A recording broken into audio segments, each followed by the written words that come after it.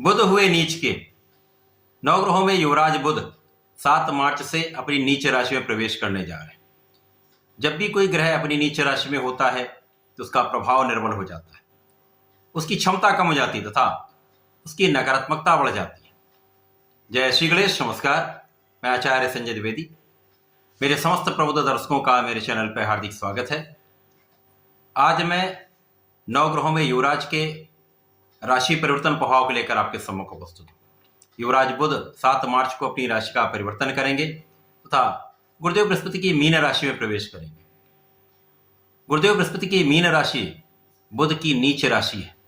यहाँ पर राहु का गोचर चल रहा है, जिसके कारण बुध अपनी नीच राशि में भी होंगे तथा ये राहु से युति प्रभाव में भी होंगे, जिसके कारण अत्यंत गंभीर स्थिति बन रही है, क्योंकि यहाँ पर जड़ दोष बनेगा तथा बुध नीच के होंगे, जो समस्त राशियों पर कहीं न कहीं नकारात्मक प्रभाव देने वाला है। अब सर्वप्रथम ये समझ लें कि ये किन जातकों को सर्वाधिक प्रभावित करने वाला है तथा किन पर कम से कम प्रभाव पड़ेगा, परंतु समस्त लोगों पर कुछ ना कुछ इसका प्रभाव तो मिलने ही वाला है, क्योंकि बुध ही एकमात्र ऐसे ग्रह हैं जो इस पूरे जगत में समस्त क्षेत्रों में अपना कार्यकत्व रखते हैं।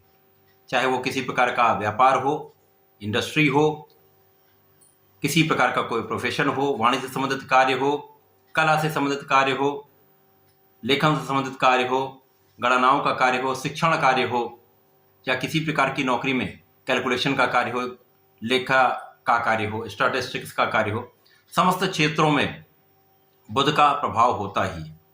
इसके साथ ही साथ बुध ही एकमात्र ऐसे ग्रह हैं जो अपना समस्त प्रभाव त्वरित प्रदान कर देते हैं। तो ये यदि अच्छी स्थिति में है तो संपूर्ण सकारात्मक प्रभाव देंगे। जब ये नीच राशि में जा रहे हैं, राहु के साथ जड़ दोष में होंगे, तो उसी प्रकार से ये प्रभाव भी देने वाले। अब जिन जातकों की कुंडली में बुध नीच के हैं अथवा राहु के साथ युति प्रभाव में है, उन जातकों को सर्वाधिक नकारात्मक प्रभाव प्राप्त होने वाला है। जिन जातकों की कुंडली में ऐसे योग नहीं बन रहे, उनको बहुत डरने की आवश्यकता नहीं। इसीलिए इस गोचर को समझना है, डरना नहीं। यदि आप समझ लेंगे तो कहीं पर किसी प्रकार का कोई बहुत हानि का योग नहीं बनेगा। उसका उपाय भी मैं बताऊंगा। इस प्रकार से इस पूरे समय में जब बुध जाएंगे, नीच राशि में रहेंगे, तो 7 मार्च से लेकर 26 मार्च तक ये नीच राशि में रहने वाले हैं। तो नीच राशि में होकर निर्बल प्रभाव तो देंगे ही, नकारात्मक प्रभाव भी देंगे, परंतु सर्वाधिक गंभीर स्थिति तब बनेगी जब राहु के साथ ये जड़ दोष में होंगे। अब बुध के कार्यकत्व में जो जो भाव आएंगे, बुध से संबंधित जो जो कार्य आएंगे, वो समस्त प्रभावित होने वाले हैं। उन पर जड़ दोष का प्रभाव भी होगा, उन पर नीच राशि का प्रभाव भी मिलेगा। अब सर्वाधिक जो कष्टदायी समय होने वाला है वो 15 मार्च से लेकर 25 मार्च का समय है, जहां पर मुख्य रूप से पूर्णतया ये जड़ दोष के प्रभाव में होंगे। तो इस समय में बहुत सतर्क, बहुत धैर्य आपको रखना ही होगा। चाहे किसी भी राशि के जातक हो, यदि वो इस प्रकार के योग में उनकी कुंडली है तो उनको बहुत सतर्क, बहुत सावधान रहना ही होगा। आज मैं मेष राशि के लिए बुध के इस राशि परिवर्तन का जो परिणाम प्राप्त होने वाला, उसका संपूर्ण विश्लेषण मैं संपूर्ण तर्क के साथ करने जा रहा हूं। मेष राशि के लिए बुध तृतीय भाव के स्वामी तथा षष्टम के स्वामी है। पराक्रमेश तथा षष्टेश का गोचर द्वादश भाव में होने जा रहा है। अब यहाँ पर बुध नीच के होंगे, परंतु यहाँ पर यदि देखा जाए तो परिश्रम के स्वामी द्वादश भाव में निर्बल होंगे, नीच राशि में होंगे, राहु के साथ युति प्रभाव में होंगे, परंतु यहाँ पर विपरीत राजयोग भी बनेगा, जो कहीं ना कहीं विपरीत परिस्थितियों में कुछ आपको लाभ देने वाला है।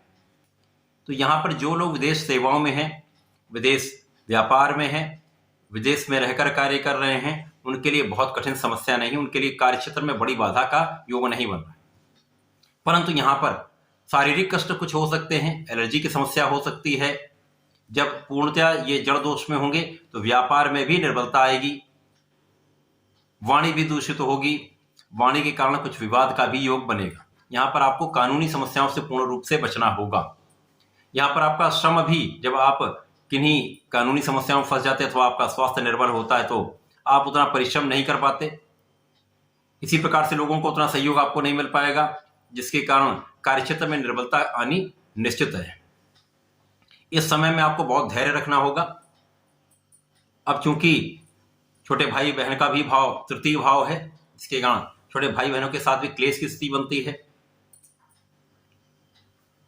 यहां पर रोग ऋण शत्रु के भाव के स्वामी होकर द्वादश भाव में है, तो यहां पर ऋण बढ़ सकता है। ऋण के कारण कुछ समस्या भी आ सकती है, आपको ऋण चुकाने में भी समस्या आ सकती है। इसी प्रकार से यहाँ शत्रु का भय भी आपको रहने वाला है, तो यहाँ पर बहुत संयम, बहुत सावधान आपको रहना होगा। मेष राशि के जातकों के लिए ये बुध का गोचर द्वादश में होकर राहु के सीधे प्रभाव में है, क्योंकि मंगल की राशि के लिए राहु अत्यंत आकारक हैं और बुध के साथ भी इनका मैत्री भाव नहीं है, जिसके कारण ये गोचर बहुत अच्छा गोचर नहीं माना जाएगा, कहीं ना कहीं कष्टकारी ही रहने वाला है। इस पूरे समय में आपको नियमित रूप से भगवान संकट मोचन की शरण में रहना चाहिए। प्रतिदिन हनुमान चालीसा करनी चाहिए। संध्या के समय में आपको हनुमान चालीसा करनी चाहिए तथा हनुमानाष्टक का पाठ प्रत्येक मंगल शनिवार को अवश्य करना चाहिए। यदि इस समय में आप प्रत्येक बुधवार को श्री गणपति महाराज के चरणों में पीले पुष्प का अर्पण करते हैं, दूर्वा का अर्पण करते हैं तथा संकनासन श्री गणेशोत्तम का पाठ कर लेते हैं, तो आपकी समस्याओं का निराकरण भी होगा, लाभ भी मिलेगा, बहुत संकटों से आप बच भी जाएंगे। तो ऐसा करके इस समय का आप लाभ लें। धन्यवाद, नमस्कार।